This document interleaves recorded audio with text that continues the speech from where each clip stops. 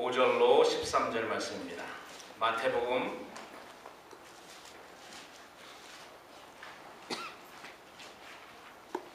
8장 5절로 13절.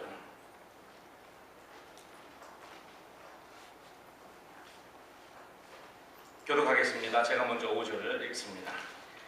예수께서 가버나움에 들어가시니 한 백부장이 나와 간구하여 가로되 주여 내 하인이 중풍병으로 집에 누워 몹시 괴로워하나이다. 가로되 내가 가서 고쳐주리라. 백부장이 대답하여 가로되 주여 내 집에 들어오시면 나는 감당치 못하겠사오니 다만 말씀으로만 하옵소서. 그러면 내 하인이 낫겠사옵나이다. 나도 남의 수하에 있는 사람이요 내 아래도 군사가 있으니 이더러 가라 하면 가고 저더러 오라 하면 오고 내 종들로 이것을 하라 하면 하나이다. 예수께서 들으시고 기이 여겨 쫓는 자들에게 이르시되 내가 진실로 너에게 이르노니 이스라엘 중 아무에게도 이만한 믿음을 만나보지 못하였노라. 또 너에게 이르노니 동서로부터 많은 사람이 이르러 아브라함과 이삭과 야곱과 함께 천국에 앉으려니와 나라의 본 자손들은 바깥 가워둔 데서 쫓겨나 거기서 울며 이를 갈미 있으리라. 13절 같이 읽습니다. 예수께서 백부장에게 이르시되 가라 내 믿음대로 될지어다 하시니 그 시로 하인이 나으리라. 아멘. 계속해서 우리가 복음서를 통해서 믿음의 사람들 그리고 어떻게 이 믿음의 사람들이 그 믿음을 통해서 순종함으로 하나님의 영광을 보고 하나님이 베푸시는 그런 은혜를 체험하게 되었나 살펴보고 있습니다. 성경을 보면 큰 믿음을 소유함으로 인하여서 예수님을 깜짝 놀라게 만든 사람들이 등장하지만 몇 명 되지 않습니다. 우리 주님이 어떤 사람의 믿음을 보고 그 믿음이 크다라고 칭찬한 그러한 사람들은 몇 명 되지 않아요. 신기한 것은 예수님의 제자들 중 단 한 명도 그 숫자에 포함되지 않았다는 점입니다. 적어도 예수님을 쫓는 예수님에게 그 성경을 하나님의 말씀을 배우고 또 예수님이 베푸시는 그런 기적을 옆에서 보았던 그런 제자들 중에 이런 사람이 끼어 있으면 그런 사람이 끼어 있는 것이 당연하다 우리가 이렇게 생각할 수 있는데 예수님의 제자들 중에는 단 한 명도 그 숫자에 포함된 사람이 없습니다.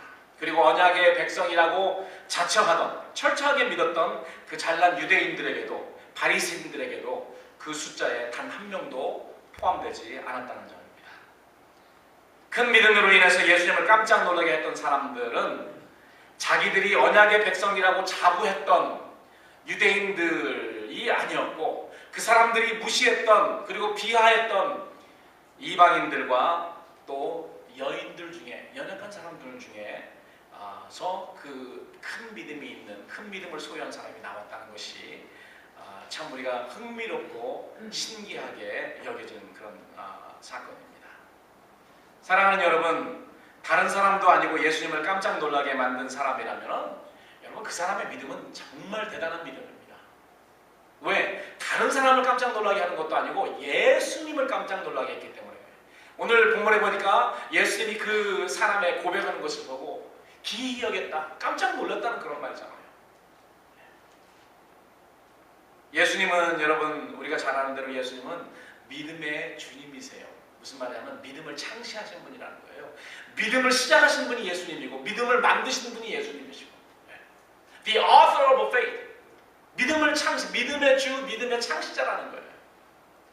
그런데 믿음을 창시하신 히브리서 12장 2절에 나오죠. 그 창시하신 또 시작하신 그 분 예수님을 놀라게 했다면은 여러분 참으로 대단한 그런 믿음인 것입니다. 그중 한 명이 오늘 본문에 등장하는 로마 군대 백부장이에요. 예수님은 이 백부장에 대해서 기이 여기시면서 그 쫓던 자, 예수님의 제자들에게 그렇게 이야기합니다. 쫓던 자를 예수님의 제자에게 예수님이 그렇게 말합니다.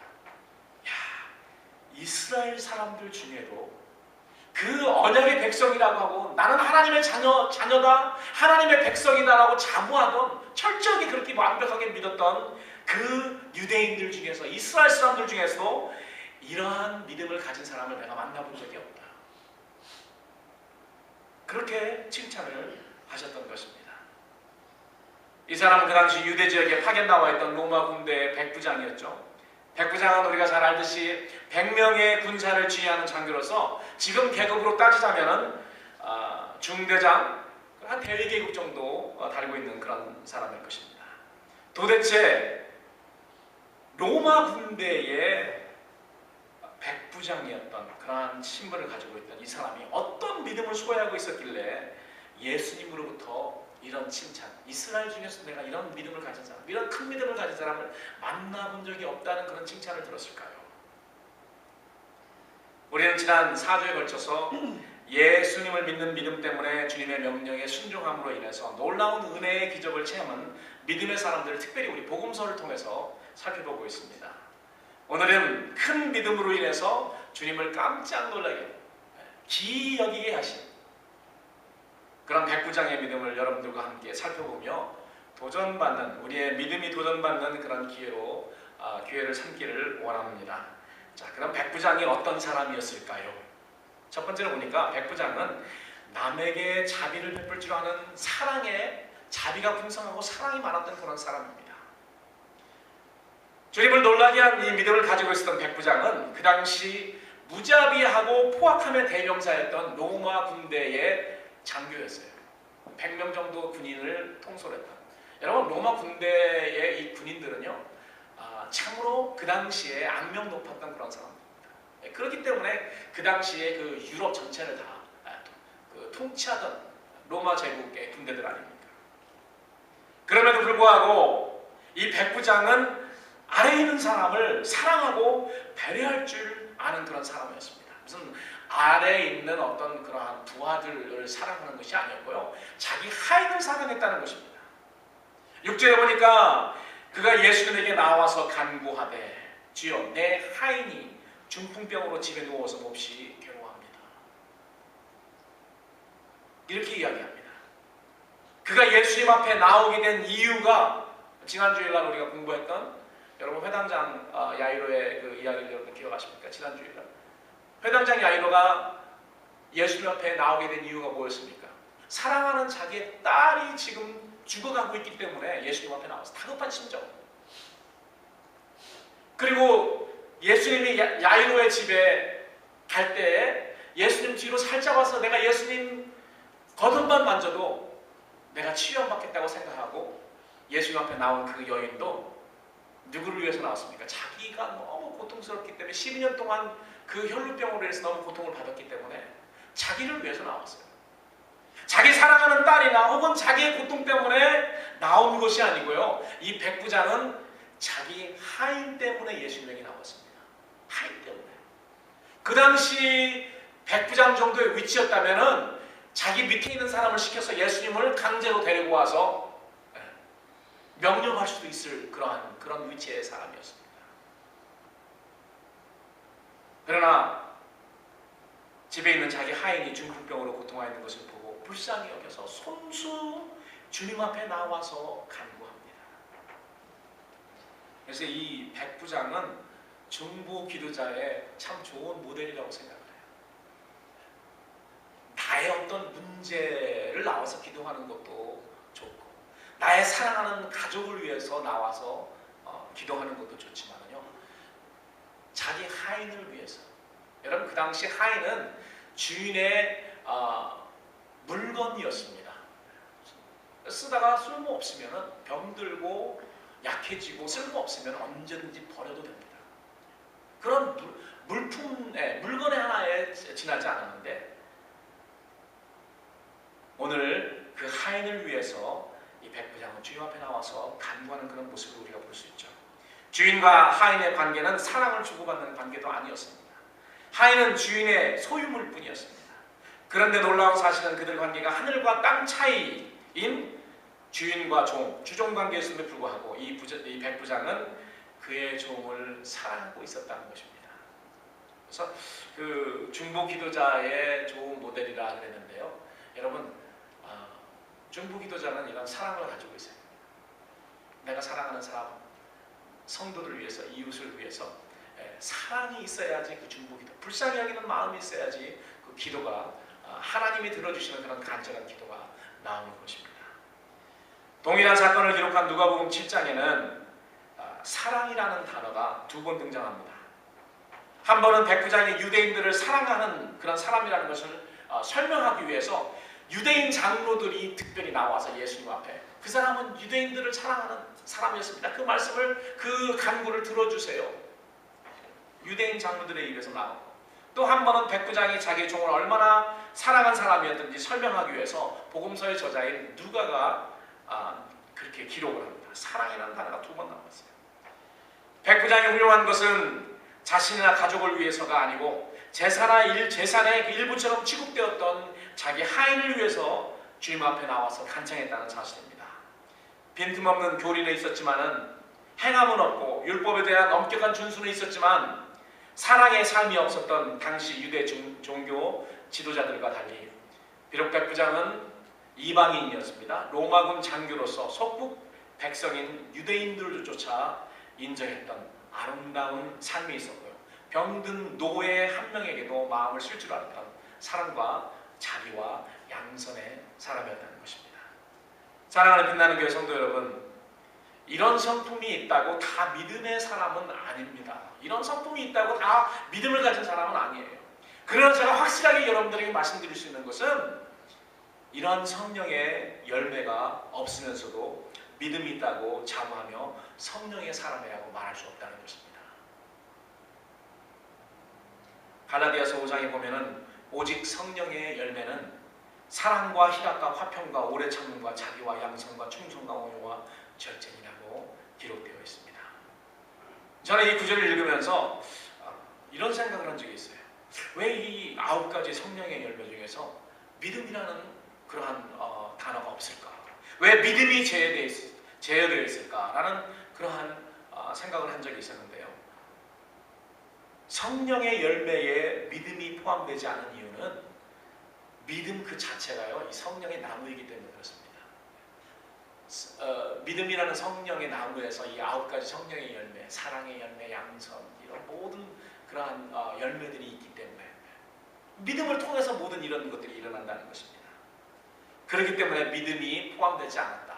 그 성령의 열매가 읽는, 여는 그러한 나무이기 때문에 그렇다라는 그런 생각을 하게 되었습니다. 예수님은 마태복음 7장 18절에서도 좋은 나무가 나쁜 열매를 맺을 수 없고 못된 나무가 아름다운 열매를 맺을 수 없다고 하셨는데, 백부장의 사랑과 자비와 양선은 그 믿음의 나무의 열매였다고 우리는 생각할 수 있는 것입니다. 우리의 믿음을 관심 있게 보시는 주님이 우리의 무엇을 보시며 우리의 믿음을 어떻게 측량하시겠느냐. 지난주에도 여러분 이 말씀을 여러분들에게 드렸습니다. 믿음은 겉으로 드러나는 것은 아닙니다. 믿음은 내면적인 것이 분명해요. 그러나 그 내면적인 믿음을 우리 주님께서 보시지 않았습니까? 보시고 그 믿음이 크다라고 이야기하신 것을 보면은 분명히 믿음이 내면적인 것이지만은 어떤 바깥에 나타나는 그런 열매를 통해서 그 나무가, 그 믿음이 좋은 나무인지 아닌지 알 수 있다는 것입니다. 그래서 그 믿음은 나타나게 돼 있어요. 바깥으로 나타나게 됩니다. 그 열매로 나타나게 돼 있습니다. 그 사람이 믿음 때문에 사랑이라는 그런 열매가 있는가, 기쁨이라는 희락이라는 그런 열매가 있는가, 화평과 오래 참음과 인내와 자비와 양선과 충성과 온유와 절제가 있는가. 믿음 때문에, 믿음을 통해서 믿음의 나무에서 나는 거거든요. 그 사람이 믿음 때문에 인내하고 있는가, 그 사람이 믿음 때문에 주위 사람에게 좋은 그러한 선행을 하고 있는가, 참는가, 온유한가, 절제를 하고 있는가, 그런 것들을 보고 우리의 믿음이 측량이 되고, 하나님은, 우리 주님은 우리의 그러한 열매를 통해서 우리의 믿음을 측량하신다는 것입니다.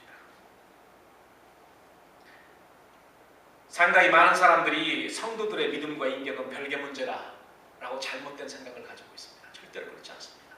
절대로 그렇지 않아요. 우리 주님이 말씀하시잖아요. 못된 나무에서 좋은 열매를 맺을 수가 없습니다. 별개가 아니에요. 좋은 나무에서 좋은 열매가 나고 나쁜 나무에서 못된 그러한 열매가 일어난다는 것입니다. 절대 나는 못된 열매 맺을 때 나는 좋은 나무다라고 말할 수 없다는 거예요. 믿음이 우리의 인격의 변화를 주도합니다. 기본적인 인격도 없는 사람에게 믿음이 들어와서 구원을 얻게 되는 그런 때가 종종 있습니다. 우리가 처음 믿음을 접할 때 우리의 어떤 그런 인격이 좋지 않은 그런 상황에서 믿음이 들어올 수는 있어요. 그러나 믿음이 자라면서 그 인격도 자비롭고 너그럽게 변해야 됩니다. 만약에 변하지 않는다면 그 믿음은 죽은 믿음이에요. 들어왔지만 바로 죽었어요. 사생아처럼. 아이 임신해도 금방 그 아이가 떨어질 수 있는 것처럼. 분명히 살아있는 믿음이 들어왔는데 죽은 것입니다. 그렇기 때문에 살아있는 믿음은 우리의 그러한 인품도, 우리의 성품도, 우리의 인격도 변화시킨다는 거예요. 어떤 사람은 빨리 변화되는 사람도 있고 좀 변화가 더딘 사람도 있지만 변화된다는 거예요. 변화됩니다. 자, 그럼 두 번째로 이 백부장은 어떤 사람이었습니까? 첫 번째로는 사랑과 자비가 풍성한 사람이었고, 그 사랑이 풍성하되 물품에서 자기 어떤 물건, 자기 소유물에 지나지 아니하는 하인까지도 사랑하는 사람이었습니다. 두 번째로는 이 사람은 겸손의 사람이었어요. 주님 앞에서 자기를 낮출 줄 알았던 겸손의 사람입니다. 8절을 보니까 예수님 앞에 나와서 간구하는 이 백부장에게 예수님이 뭐라고 말씀하십니까? 내가 가서 고쳐주겠다. 여러분, 비슷한 그런 상황이 일어나는데요. 지난 주일날 여러분 우리가 공부했던 회당장 야이로의 그 사건과 이 백부장 사건이 비교가 됩니다. 야이로는 어떻게 했습니까? 주님 앞에 나와서 간구하면서 내 딸이 죽어갑니다. 주님 오셔서 그 손으로 내 딸에 얹으시고 기도하여서 살려주세요. 그리고 아마 그냥 예수님의 손을 끌어서 막 예수님을 빨리 집으로 모시고 가는 그런 상황이었을 것입니다. 동일해요. 백부장이 너무 몹시 괴로워서 백부장이 예수님에게 와서 내 하인이 너무 괴로움을 당합니다. 주님 오셔서 고쳐주세요 라고 이렇게 데리고 갈 수도 있는데, 근데 백부장은 그러지 않았죠. 예수님께서 고쳐주겠다. 내가 가서 고쳐주리라. 우리 주님은 벌써 어떻게 이 사람이 하실 걸 아시고요. 그렇게 이 믿음, 그 사람의 믿음을 시험하기 위해서 그렇게 물어요. 내가 가서 고쳐주겠다. 그 믿음을 도전하고 있죠. 챌린지하고 계십니다. 이 말씀에 백부장이 어떻게 반응합니까? 이 백부장은 주여, 주님께서 저희 집에 들어오심을 나는 감당치 못하겠습니다. 영어로 보니까 I am not worthy. 나는 합당한 사람, 주님이 우리 집에 오시기에 나는 그런 합당한 사람이 아닙니다. 합당한 사람이 아니다.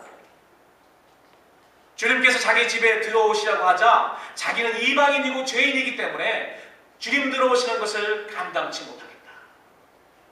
주님께서 이 백부장은 유대인들의 그런 그 트레디션을 아는 것 같아요. 유대인들은 이방인들과 함께 앉아서 식사도 하지 않습니다. 같이 앉지도 않습니다. 이런 모든 것을 잘 알았기 때문에 예수님을 배려하는 그런 마음으로 예수님이 혹시 이방인이고 죄인인 우리 집에 오셔서 예수님이 부정하게 되는 그런 일들이 있을까 봐 이렇게 이야기합니다. 주님 우리 집에 오시면은 저는 죄인이고 이방인이고 감당치 못합니다. 나는 합당한 사람이 아닙니다. 이 백부장의 고백을 통해서 백부장이 얼마나 겸손한 성품의 사람이었는지 우리는 알 수 있는 것입니다. 백부장은 대로마 제국 군사 100명을 수하에 둔 고급 장교였습니다. 반면에 예수님은 로마 속국인 유대 나라의 평범한 한 사람이었잖아요. 세상의 관점으로 보면 예수님께서 백부장을 주님으로 불러야 해요. 백부장 만나는 것을 무한한 영광으로 여겨야 할 것입니다. 그런데 백부장은 6절에서 오히려 예수님을 주님이라고 부르는가 하면 예수님께서 자기 집에 오시는 것을 감당할 수 없다라고 이렇게 겸손의 그 내면에 있는 겸손함을 드러낸 것입니다. 이 사람이 주님 앞에서만 이렇게 겸손했던 사람이었을 거라고 저는 생각하지 않습니다. 누가복음 그 평행구절에 보면은 이 사람은 사랑만 있었던 것이 아니고 속국인 유대인들에게도 겸손한 그런 성품을 유지했던 그런 사람입니다. 하나님 앞에서 겸손한 것가 가장 중요하죠. 하나님 앞에서 겸손한 것이 중요하지만 하나님 앞에서 겸손한 사람 앞에서 겸손할 수 있습니다. 얼마든지 그렇게 됩니다. 그는 매사에 많은 사람들에게 겸손했던 사람이었고 이러한 겸손이 주님 앞에서 겸손의 아름다운 열매를 맺게 된 것이 분명합니다. 사랑하는 성도 여러분, 믿음과 겸손은 절대로 별개가 아닙니다. 우리가 주님이 어떤 분이신지 알고 믿는다면은 그 믿음은 우리로 주님 앞에서 겸손하게 만들 수밖에 없습니다. 겸손하게 만들 수밖에 없어요. 만약에 우리가 하나님이 우리 예수님께서 어떤 분이라는 것을 알고도 우리가 주님 앞에서 겸손하지 않는다면은 그것은 사실 우리 주님이 어떤 분이신지를 모르는 거고 그런 믿음이 없다는 거와 동일합니다. 피조물이 어찌 창조주 앞에서 겸손치 않겠습니까? 주님을 놀라게 한 백부장의 마음은 겸손이란 성품의 그 그릇에 담겨 있었다라고 저는 그렇게 믿습니다. 마음속에 교만이 있으면 행동으로 순간순간 그 교만이 드러납니다. 그러나 마음이 온유하고 겸손하면 순간순간 그 겸손이 드러나게 되어 있고요. 어느 순간에 그냥 터지는 게 아닙니다. 그러한 겸손한 그러한 삶을 살고 있었기 때문에 이런 상황에서 그 겸손이 나타나는 거예요. 자기가 가진 지식 때문에, 위치 때문에, 소유 때문에, 경력 때문에, 경험 때문에, 재능이나 재주 때문에, 영적 체험이나 직분 때문에 여러분 교만하지 마십시오. 우리는 주님 앞에서 아무것도 아닙니다.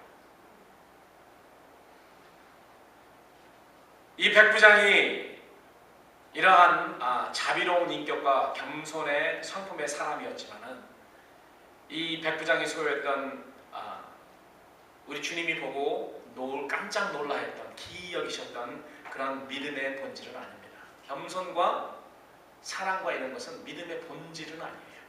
믿음의 본질이라고 할 수 있는 것보다는 믿음의 열매라고 할 수 있겠죠. 믿음의 어떤 부산물 결과라고 말할 수 있습니다. 중요한 거예요. 겸손이나 이런 사랑이나 자비나 인내나 이런 모든 것들은 믿음의 부산물이고 결과요. 그리고 열매입니다. 그러나 에센스는 아니에요. 본질은 아니에요. 우리 주님이 이 사람의 겸손을 보고 놀란 것이 아니고 이 사람의 그 자비롭고 사랑하는 그런 마음이 넘치는 것에 대해서 놀라시진 않으셨습니다. 우리 주님이 깜짝 놀랐던 이 사람의 믿음이었어요. 여러분들에게 자비와 그러한 사랑의 마음이 풍성한 것 중요합니다. 그리고 여러분이 사람 앞에서 하나님 앞에 겸손한 거 중요합니다. 그러나 그런 것들 통해서 우리 하나님께서 여러분들을 부르시고 우리 주님께서 깜짝 놀라지 않아요. 여러분들의 믿음을 보십니다. 그 믿음이 뭐냐 하면 예수님께서 그날 이 백부장을 보고 깜짝 놀라신 그 믿음은 나사렛이라는 달동네의 나사렛이 산동네입니다. 조그마한 그런 산동네에 목수 출신인 예수님을 모든 피조 세계를 명하시어 다스리는 만유의 주인으로 인정한 사실입니다. 예수님은 그것을 보고 놀라신 거예요. 믿음의 사람이다, 믿음의 자녀다, 믿음의 조상 아브라함의 자손이다라고 유대인들은 항상 그랬잖아요. 아브라함은 믿음의 조상이잖아요. 근데 이 사람들은 항상 나는 아브라함의 자손이다. 아브라함의 자손이면 뭐 하냐고요. 아브라함이 가졌던 믿음이 없는데 아브라함은 예수님을 보지도 않고 예수님 오시기 1500년, 2000년 전 사람인데 예수님을 멀리서 보고 기뻐하고 예수님을 소망했던 그런 사람인데 그 자손이라는 유대인들은 예수님이 오시니까 예수님을 거부했습니다. 예수님을 쫓던 제자들조차도 예수님이 메시아인가 긴가맨가 했어요. 그런 거 아닌가. 그런 상황에서 아브라함의 자손들도 아니고 예수님의 제자도 아니고 유대인들도 아니었던 이 로마 군대 장교인 백부장이 이 나사렛 예수님, 나사렛 달동네의 목수 출신이 이 젊은 예수님을 뭐라고 지금 고백하고 있습니까? 만유의 주인으로 인정했습니다. 여러분 어떻게 할 수 있습니까? 8절을 보십시오. 이 백부장이 예수님에게 이렇게 이야기합니다. 예수님, 저도 군인입니다. 그렇기 때문에 저도 내 위에 상관이 있어서 남의 수하에 든 사람입니다. 그리고 제 아래에도 군병이 있으니 내가 상관으로서 부하에게 가라 하면 그 부하들이 가고 오라 하면 오고, 제 정도로 이것을 하라 하면 그 사람들이 합니다. 군대는 여러분 명령체제라는 거 잘 알죠? 잘 알죠? 군대는 명령대로 상관이 부하에게 명령하면 그대로 실행해요. 전쟁 중에 부하가 상관의 명령을 불복종하면, 순종하지 않으면 그냥 총살입니다. 전쟁 중에. 아마 로마 군대에도 비슷했겠죠. 상관이 뭐라고 하는데 그대로 행하지 않으면 당장 처형당합니다. 그렇기 때문에 상관이 이야기하면은 이리 오라면 오고 가라면 가고 하라면, 이 명령 체제를 너무 군인이기 때문에 잘 알고 있었어요. 근데 이 사람이 하는 말이 뭐냐면 예수님에게, 우리 군대에서도 상관이 부하에게 명령하면 부하가 그 명령을 철저하게 순종합니다. 그런데 만유를 다스리시는 주님이신 예수님께서 질병을 주관하는 마귀에게 떠나라고 말씀으로 명령하시면은 떠나갈 수밖에 없는 걸 내가 압니다. 그러니 말씀으로 명령하시면은 내 하인이 치유될 것을 나는 믿습니다. 이런 고백입니다. 그러니까 예수님이 깜짝 놀랐어요. 이렇게 생각하고 이렇게 믿는 사람이 이스라엘 사람들 중에서도 없고 예수님이 만나본 적이 없는 거예요.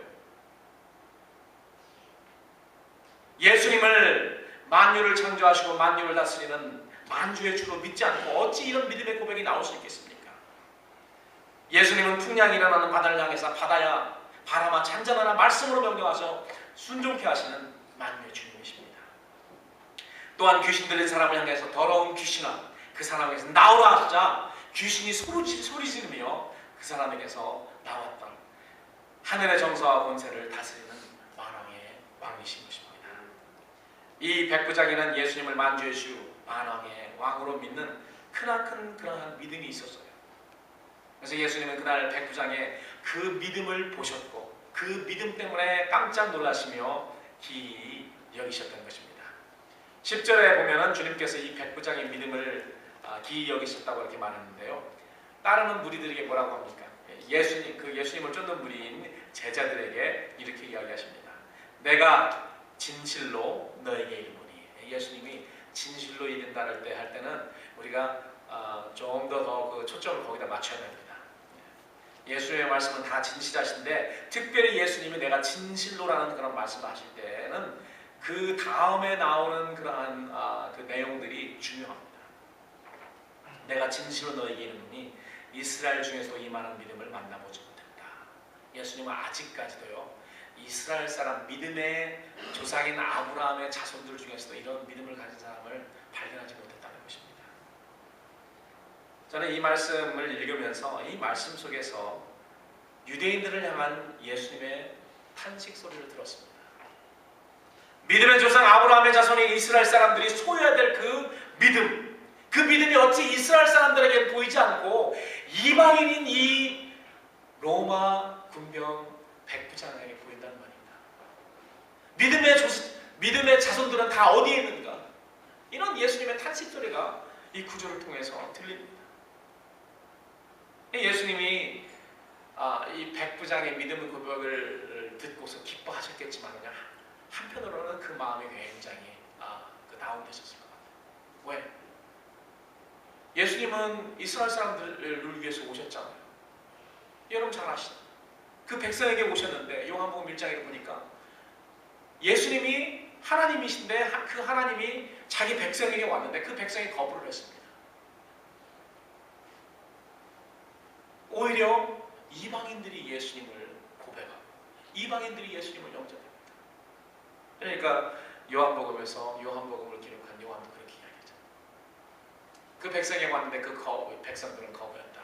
그러나 이방인들은 영접합니다. 누구든지 그 이름을 영접하는 자, 하나님의 자녀가 되는 그런 권세를 주셨다라고 요한은 그렇게 기록한 것입니다. 예수님이 탄식하는 그런 마음을 가지고 계셨어요. 그 당시. 믿음의 자손들은 다 어디 갔는데 이방인이 와서 이런 고백을 하는 거예요. 이런 상황에서 예수님은 오랜 후에 일어날 일을 예언하십니다. 이 예언이 굉장히 중요합니다. 예수님께서 그런 상황에서 예언하신 거기 때문에 여러분 11절을 보시기 바랍니다. 11절 11절과 12절을 우리 한번 같이 다시 읽겠습니다. 11절 12절 시작. 또 너에게 이르노니 동서로부터 많은 사람이 이르러 아브라함과 이삭과 야곱과 함께 천국에 앉으려니와 나라의 본 자손들은 바깥 어두운 데에 쫓겨나 거기서 울며 이를 갈등이 있으리라. 누가 하신 말씀입니까? 예수님이 했습니다. 그 바로 전에 예수님께서 내가 진실로 너에게 이르노니, 이 예언의 말씀은요 반드시 이루어진다는 것입니다. 그런데 예수님이 이 예언의 말씀을 보십시오. 내가 너에게 이르노니 동서로부터 많은 사람이 왔다. 이 동서로부터 오는 많은 사람이 어떤 사람입니까? 이방인입니다. 유대인들, 이스라엘 사람들을 말하지 않아요. 혈통적으로 유대인들이나 이스라엘 사람들을 말하는 것이 아니고 동서로부터 많은 이방인들이 온다. 어디로 왔겠습니까? 천국에 온다는 것입니다. 그래서 어떻게 그 사람이 와서 이르러 우리의 믿음의 조상이었던 아브라함과 이삭과 야곱과 함께 천국에 앉는다. 이 앉는다는 말은 기댄다는 그런 말이죠. 그 잔치를 벌일 때 유대인들의 그 풍습이 뭐냐면 의자에 앉지 않습니다. 테이블이 있지 않아요. 그래서 카펫을 깔고 그 카펫에 이렇게 기대서 이렇게 예수님 만찬 벌일 때도 그렇게 했습니다. 레오나르도 다빈치가 그린 이 최후의 만찬에는 이탈리안 예수님이 나와서 테이블도 있고 의자도 있고 그렇지만은 원래 그렇지 않아요. 만찬할 때는, 잔치할 때는 카펫 깔고 다 이렇게 옆에서 이렇게 기대서 이렇게 앉아, 이렇게 옆으로 이렇게 기대 비스듬히 이렇게 기대서 음식을 먹습니다. 그런 말이에요. 천국에 앉으려니와, 지금 많은 사람 이방인들이 동서로 와서 지금 잔치를 벌이는데 누구와 함께 잔치를 벌입니까? 믿음의 조상인 아브라함과 이삭과 야곱과 많은 사람. 예수님이 지금 예언을 하십니다. 미래에 일어날 일을 예언하십니다.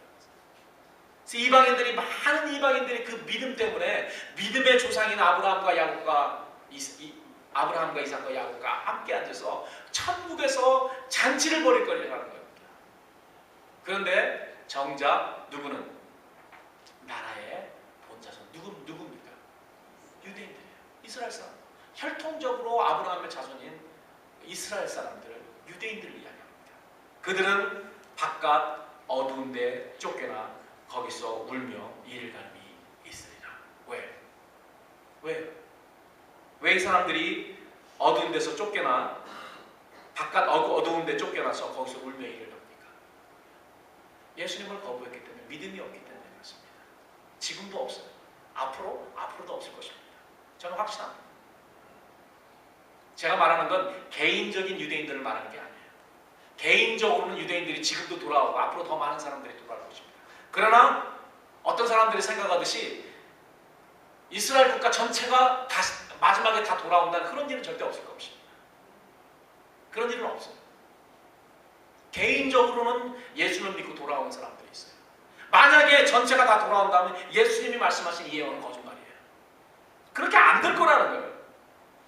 바깥 어두운 데 쫓겨나 거기서 울며 이를 갈미 있으리라. 왜 여러분 이를 갑니까? 왜 웁니까? 너무 억울해서요. 왜 억울한 줄 아세요? 이 사람들이 왜 억울합니까? 자기가 예수님을 믿음으로 하나님의 아들이라고 고백할 수 있는 그 찬스가 이방인들보다 훨씬 많았는데, 하나님의 말씀이 있었고 구약이라는 그런 율법책이 있었고 너무나도 조건이 좋았는데, 그리고 예수님은 그들을 위해서 직접 찾아오셨는데 그 예수님을 거부했다는 거예요. 그러니까 얼마나 여러분 그 로또를 당선하는 여러분 혹시 뭐 로또를 사는지 안 사는지 잘 모르지만 복권에 보면은 숫자가 여러 개 나오는데, 여러분 그 숫자가 7개 숫자가 나오는데 1개 맞은 사람이 억울하겠습니까? 아니면은 6개 맞았는데 마지막 1개가 틀려가지고 못한 사람이 억울하겠습니까? 6개 맞았죠.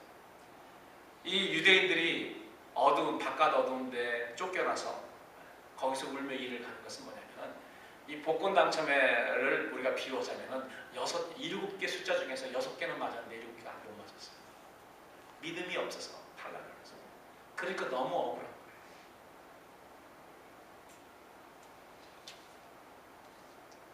주님은 오늘도 우리의 믿음을 주시하고 계시다는 것을 우리는 알아야 됩니다. 오늘 여러분들이 다 주님 앞에 이렇게 나와 있는데요. 주님 앞에서 여러분들의 관심이 무엇인지 저는 잘 모릅니다. 여러분들이 어떤 마음을 어떤 관심을 가지고 주님 앞에 나왔는지 저는 잘 알지 못합니다. 그러나 한 가지 확실하게 여러분들에게 말씀드릴 수 있는 것은 주님의 여러분들을 향한 그런 관심은 여러분들의 믿음에 있다는 것입니다. 믿음이 없이는 기쁘시게 못하나니 하나님께 나아가는 자는 반드시 그가 계신 것과 또한 그가 자기를 찾는 자들에게 상 주심이심을 믿어야 할지니라. 오늘 여러분들이 이러한 예수님은 우리가 예수님 앞에 나올 때 믿음으로 우리가 나올 때 상 주시는 그런 하나님이시다 라는 것을 믿는 그러한 믿음이 있어야 된다는 거예요. 그 믿음이 없이 오늘 여기에 오신 분들은 솔직하게 말씀드려서 별 의미가 없습니다. 그런 믿음을 가지고 오셔야 돼요. 오늘도 내가 예배를 통해서 하나님이 그런 주실 그런 은혜가 있다. 내가 오늘도 하나님을 가서 찾으면 하나님께서 그 찾는 자들에게 상 주시는 것을 믿는다. 그 믿음으로 예배에 나와야 되고 그 믿음으로 기도해야 되고 그 믿음으로 우리가 섬겨야 되는 것입니다.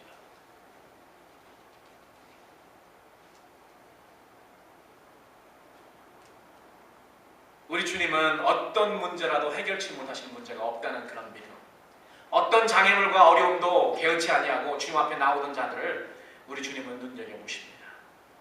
그런 자들을 찾아서 상 주시기를 원하시는 것입니다. 저는 우리 교회에 속한 성도 여러분들이 이러한 믿음을 소유함으로 인하여 우리 주님이 놀라워하실 믿음의 소유자가 되기를 간절히 원합니다. 우리 주님이 그렇게 예언하셨습니다. 우리 주님 때까지는요, 비록 이스라엘 사람들, 유대인들 가운데 그런 큰 믿음을 보지 못했지만은 이방인 로마 백부장을 통해서 큰 믿음을 발견하시고 난 다음에 예수님께서 예언하신 말씀이 뭐냐면은 많은 이방인들이 후에 그 큰 믿음 때문에 예수님을 믿는 큰 믿음 때문에 많이 믿음의 조상들과 함께 천국에 앉을 것이라고 예언하신 것입니다. 저는 여러분들이 그 숫자에 포함되기를 원합니다. 포함되기를. 그러기 위해서는 우리가 예수님이 누구신 것을 알고 예수님이 누구이신가를 믿고 그 믿는 믿음 때문에 우리의 삶에서 순종함으로 열매를 맺어서 우리 주님의 은혜가 여러분 삶과 여러분들 가정과 우리 교회 날마다 순간순간마다 넘치기를 우리 주님의 이름으로 간절히 축원합니다. 기도하겠습니다.